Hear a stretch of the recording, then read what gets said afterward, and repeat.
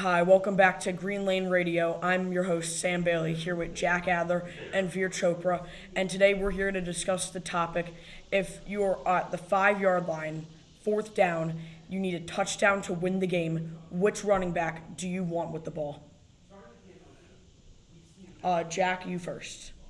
I think there's a lot of running backs that you can pick here. And the 5 yard line is a tough one because you have one down, you have 5 yards to go. But if I had one running back that I have to take, I'm going to take the man who blew up the NFL last year. I'm going to take Jonathan Taylor. Derrick Henry is a great choice, and I would take Derrick Henry if this is a 1 to 2 yard play. But considering we're at the 5 yard line, Jonathan Taylor is elite at every part of running the ball. And I don't know if I trust Derrick Henry's top speed to get there in the 5 yard line in one play. I love Jonathan Taylor, and I think he's just as much of a power back as he can be elusive. So I'm going to take Jonathan Taylor as my running back. All right, and Veer, how about you? Honestly, I would actually not take Derrick Henry either. I think, like Jack said, he has not the quickest top speed, and he really can't do very much if you get more three guys on him. So at that point, he's kind of useless in that scenario. Honestly, I'm going to take A.J. Dillon. I think A.J. Dillon has that great combination of power and speed. We've seen his quads; they're massive. He's very explosive. So I think that if it comes down to it, and it's a 2-on-1 with A.J. Dillon against two defenders, I would honestly bet my money on A.J. Dillon in that because I think that he would either be able to bulldoze them or beat them to the edge. So I think I would take A.J. Dillon in that scenario. All right, Jack, and back to you. Why would Jonathan Taylor be the better running back for this scenario than A.J. Dillon? Veer, that was a cool take and all, but it's absolutely blasphemous. Jonathan Taylor, A.J. Dillon. Who's going to find the right gap to get in?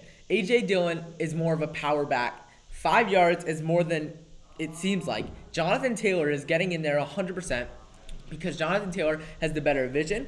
He can juke someone out if he needs to. He can spin. He can do whatever. He can avoid every defender. And he can burst through defenders if he needs to. He has the power. He has the speed. He has the jukes. He has whatever. Jonathan Taylor is the man for the job. All right. And Veer, what would you do? How would you defend your guy, A.J. Dillon, here?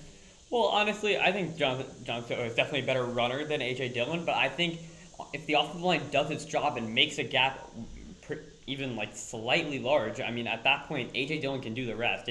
Give him maybe a one guy large hole. That's too much for him at that point. No linebacker can realistically bring down. It'll take a defensive lineman and the linebacker to bring him down. If the offensive line can do their job, and I'm assuming they can, then I feel like there's no way A.J. Dillon isn't able to do that. He has speed, as well as we know he's a lot more powerful than Jonathan Taylor.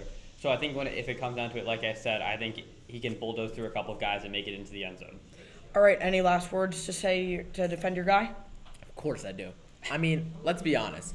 Jonathan Taylor, first team All-Pro, and there's a reason A.J. Dillon has not got his starting job. Jonathan Taylor has been in those clutch situations. You saw him win games single-handedly for the Colts last year. There's no reason he wouldn't be able to come through in the clutch just like he did in multiple times last season. Jonathan Taylor is the only man for the job. A.J. Dillon can get off the field. All right, and Veer, final words? Well, remember what Hall Thomas said yesterday, where the front office wants to be right. That's why they're probably not playing A.J. Dillon, because they want to keep Aaron Jones after they extended him for a lot of money, a lot of which you don't pay a running back usually. So I think that if A.J. Dillon given the opportunity, he could be almost as good as Jonathan Taylor, especially with as good of the Packers offensive line he has. And in that scenario, especially at the 5 yard line where everybody's bunched up, Jonathan Taylor just can't get that done. Even if he can read gaps better, I feel like there's no way that Jonathan Taylor's going to be able to fight through that many guys. I think A.J. Dillon has to be the guy. All right, that's it for PTI here at Green Lane Radio. I'm your host, Sam Bailey, here with Jack Adler and Veer Chopra signing off.